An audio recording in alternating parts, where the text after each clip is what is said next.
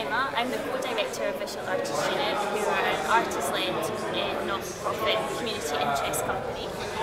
We're set up officially in February of this year, because ideas started being toyed with since the management team left art school last year. So we're based in Glasgow, and we're aimed at supporting emerging artists in their professional development, and also making art more accessible to the wider community. So at the moment we're starting up and we're new, but we're running public engagement programs. So far we've done our first member show back in August, and we had a meet the member show after the opening, just as a way to get people in and to bridge the gap between artists and viewers, and to allow them to ask questions and really to find more information about the artist, and not just having to look at their work. We've done a workshop as part of Doors Open in the Pearce Institute, which is open to the public, and we're about to do workshops in 3 schools in North Lanarkshire, which we luckily got a wee bit of funding for. Could you tell us a little bit more about the workshops in the schools? What's that about? So we've got 3 different schools, and each school will have workshops over a period of 4 weeks, 1 day a week.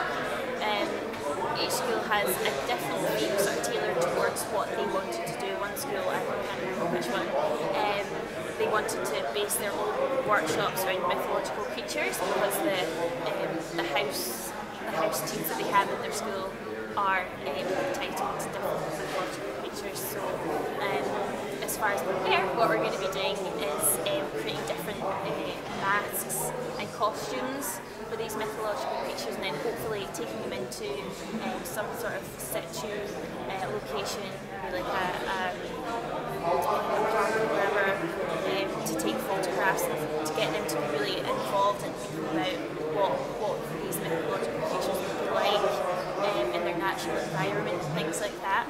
And it's really an idea to get the schools thinking about contemporary art. I think a lot of schools, when they first are taught about art,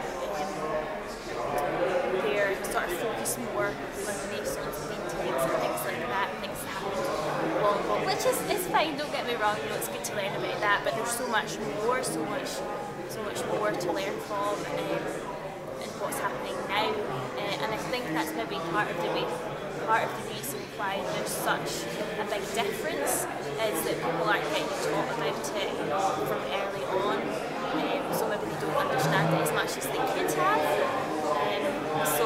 So if I'm an artist, how does that work for me? How do I get involved in that, and what benefits might I get? Yeah. Well, hopefully once we start to get more well known, we're offering up memberships, artist memberships for people, so you guys can, any artist can approach us and ask to become a member, and you'll get opportunities to exhibit work in all of our annual member shows, and to take part in any sort of project that we'll have going, and hopefully you'll also get paid for it, which is another thing that VAU is really supportive of, is paying artists for their work. I think they're very undervalued, and we'd really like to try and make a difference.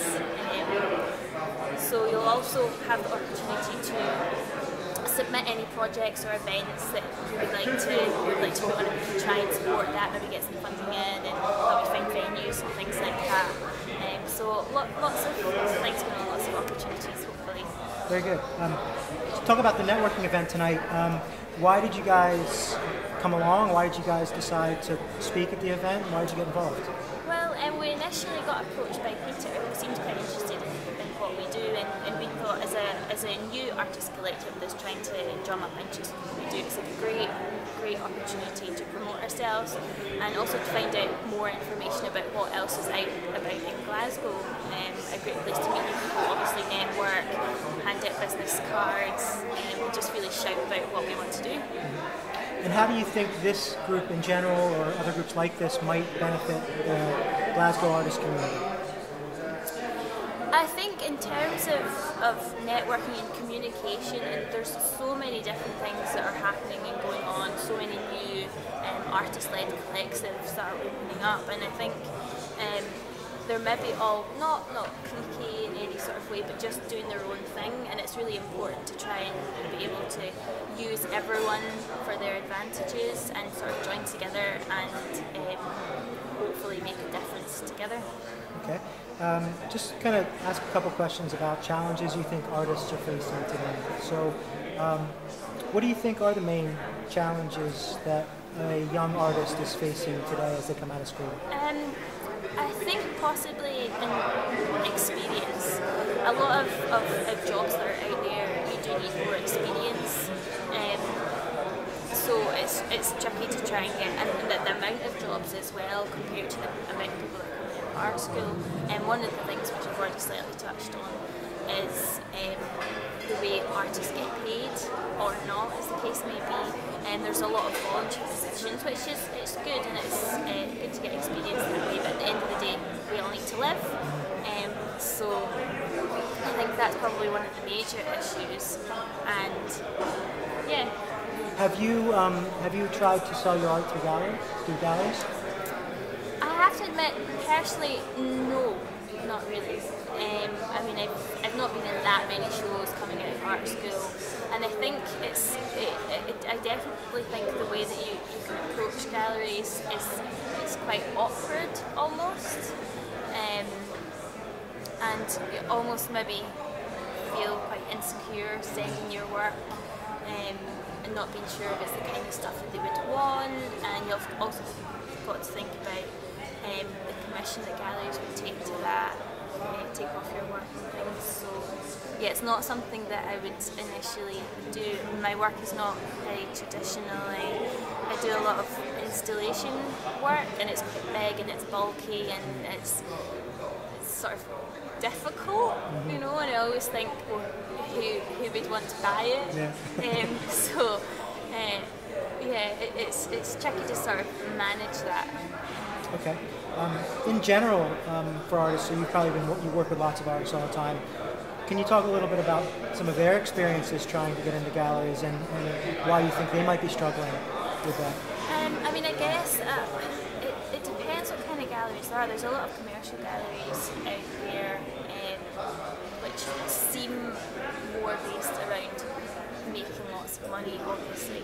And then you get other sort of artist-led galleries which offer maybe sort of open call submissions and things like that. And I guess in that context, it very much depends on whoever the panel is and what they deem appropriate for the show that they're holding. There was one show that one of the members of VAU was in, and it was based around drawing and what people understood as drawing. So people were submitting their work, sort of trying to tweak it to fit into their bracket, and in any sense of the word, anything could fit into drawing. But the panel, you had people saying, well, actually, no, that's not a drawing, so we won't put that in, even though the person who made it thought, well, it is a drawing. So, you know, who's right and who's wrong? And the point is that maybe it's not fair that someone else is saying, well, no, this isn't right for that, and then you don't get work in the show. It sounds like you don't think the current artist-gallery relationship system is working very well right now. I think there's a lot to be said for it, and there's always going to be problems there, but things could be done a lot better. Simple things like so many galleries that you pay to exhibit your work, and you know, in other countries it's not like that at all. You know, they get people in and they'll pay you to exhibit in their gallery, and I definitely think that's the way it should be here. But I think the way that you approach a gallery as well, there could be a better way to do it. Okay. A couple questions about our retail network. Yeah. Appreciating it's relatively new, probably just recently introduced to you. What types of artists do you think could benefit from a system like our retail network? Good question. I think maybe emerging artists who are not quite sure where their niche is or where they can look for people who are interested in their work. You can spend a lot of time, contacting people and emailing people and a lot of administration and things like that. And for someone to provide that service for so little, it's quite actually reassuring. If you've got this network where you can put all your work on for people to look at. It's a much more interesting way. People don't have to search everywhere for it. They can just go to one place and look at what they want to look at. If you were thinking about approaching a gallery, what information would you really like to see about that gallery to know if it's right for you? For me personally, because of the nature of my work, one of the most important things would be accurate floor plan. I've found that before when I've approached galleries and I've asked for a floor plan, and sometimes they've only given measurements of the wall, missing out doors and things like that. But in terms of floor space, when a lot of my work is floor based, it's important for me to know the dimensions of the floor, and obviously can't do that if they miss out doors and things like that. What else? I'm not sure.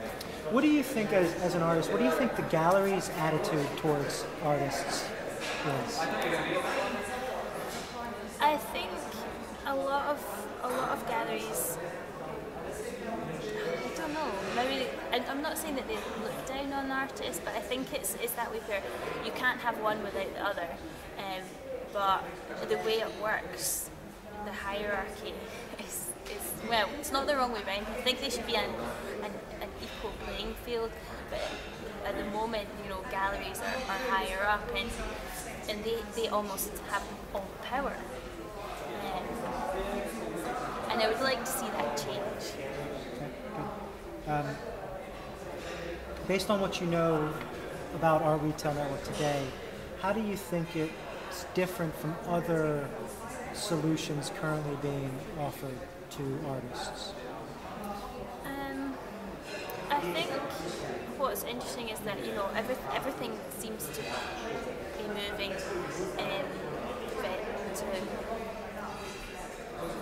with technology, and I think it's very important to use that to your advantage. With things where you can look at things just in your bedroom.